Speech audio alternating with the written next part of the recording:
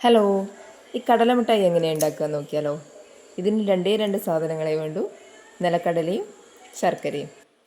അതിന് വേണ്ടിയിട്ട് ആദ്യം ഒരു പരന്ന പ്ലേറ്റിലോ അല്ലെങ്കിൽ ഏതെങ്കിലും ഒരു ട്രേയിലോ കുറച്ച് ബട്ടറോ നെയ്യോ എന്തെങ്കിലും മുഴുവനായിട്ടൊന്ന് തടവിയെടുക്കണം.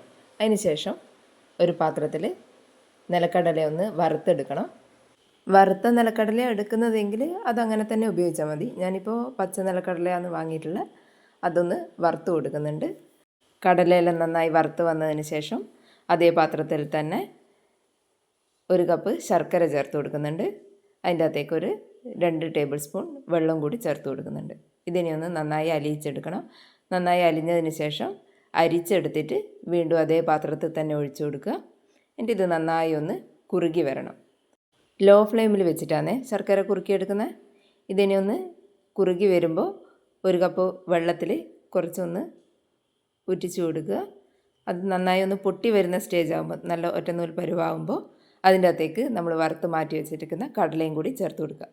ഈ ചൂടോടുകൂടി തന്നെ എല്ലാം കൂടി ഒന്ന് നന്നായി ഒന്ന് മിക്സ് ചെയ്തെടുക്കുക. അതിന് ശേഷം നമ്മൾ ആദ്യം എടുത്ത് വെച്ച പാത്രത്തിലേക്ക് ഈ കടലേൻ്റെ മിക്സ് ഒന്ന് ചേർത്ത് കൊടുത്തിട്ട് നന്നായി ഒന്ന് ചൂടോടുകൂടി തന്നെ പ്രസ് ചെയ്തിട്ടൊന്ന് പരത്തി കൊടുക്കുക. അതിന് ശേഷം നമുക്ക് വേണ്ട ഷേപ്പിലേക്ക് ചൂടോട് കൂടി തന്നെ ഇതൊന്ന് കട്ട് ചെയ്തിട്ടെടുക്കുക. ചൂടാറിക്കഴിഞ്ഞാൽ പിന്നെ ഇങ്ങനെ കട്ട് ചെയ്തെടുക്കാൻ പറ്റില്ല. അതുകൊണ്ട് ചൂടോടുകൂടി തന്നെ കട്ട് ചെയ്തിട്ട് ഷേപ്പിലാക്കിയിട്ട് എടുക്കുക. സിമ്പിളായിട്ട് നമുക്ക് വീട്ടിൽ തന്നെ ഈ കടല മിഠായി ഉണ്ടാക്കിയെടുക്കാം.